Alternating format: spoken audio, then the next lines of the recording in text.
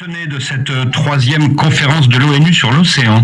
C'est vraiment une initiative très importante parce que ça nous permet de mobiliser davantage les soutiens politiques de très haut niveau aux initiatives africaines et surtout susciter un élan de développement et accélérer les investissements sur les infrastructures portuaires. C'est ce qui nous manquait et renforcer la gouvernance océanique. Et en ce qui concerne la République démocratique du Congo, nous avons présenté le fait que la montée des eaux de la mer, par exemple, où les pays insulaires sont en danger, c'est une conséquence logique du réchauffement de la planète. Donc on ne peut pas dissocier la conservation, la protection des forêts et la gestion durable donc, de nos mers. Et dans cette optique-là des partenariats gagnant-gagnant, la République démocratique du Congo, tout en étant victime de la situation dont elle n'est pas responsable, apporte une solution. Les forêts, les ressources en eau, les minéraux critiques ou stratégiques. Et de l'autre côté, les autres pays qui vont venir en partenariat avec nous vont apporter le fonds, le transfert des technologies. Voilà un partenariat gagnant-gagnant qui va sauver l'humanité. Donc il faut une coopération scientifique et des transferts de technologies. Tout à fait. Parce que les populations seront obligées de changer leurs habitudes. Nous qui sommes à la fois pays forestiers et pays qui a accès vers la mer, nous devons changer nos habitudes dans la conservation des forêts, dans la gestion durable des océans. Par exemple, la lutte contre la pollution plastique, par exemple, la protection des mangroves, par exemple,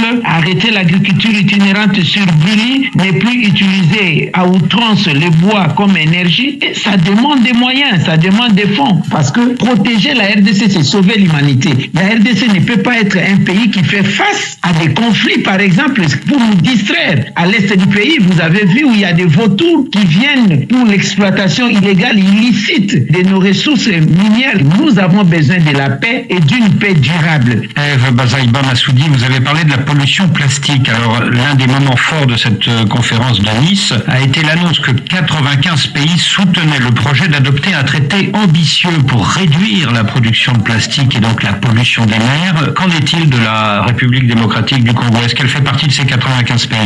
Nous soutenons ces traités tout en disant que c'est un processus. On n'est pas là pour les stopper directement, ces plastiques. Nous allons y aller progressivement, c'est l'approche de la République démocratique du Congo. Il n'y a pas que des bouteilles en plastique, il y a plusieurs sortes de plastiques, y compris des pneumatiques, n'est-ce pas? En passant même par les jouets des enfants et autres ustensiles de cuisine, etc. La récupération, la transformation, le recyclage, etc. C'est comme ça que nous sommes dans ces processus dans notre pays. Est-ce que la RDC est dans les 95 ou pas?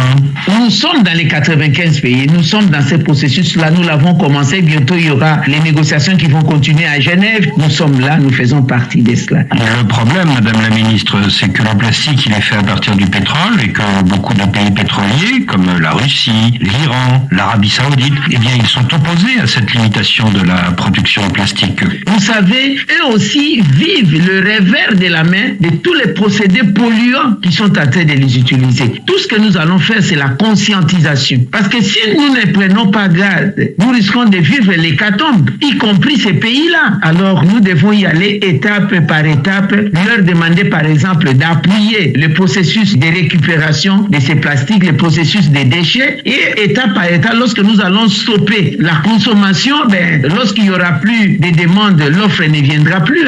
Oui, mais ce que disent beaucoup, c'est qu'il ne suffit pas de gérer les déchets plastiques, il faut aussi réduire la production des plastiques. C'est ce que j'ai dit, l'offre et la demande. Lorsque nous n'aurons plus de besoins de plastique, et ils ne vont plus avoir l'intérêt à produire. Oui, c'est ça, il faut remplacer le plastique par autre chose. Par les matières biodégradables. Au niveau des emballages déjà, nous allons mettre des barrières sur la consommation des plastiques. Nous qui sommes des importateurs, nous allons arriver jusqu'à la limitation donc de l'entrée des plastiques dans notre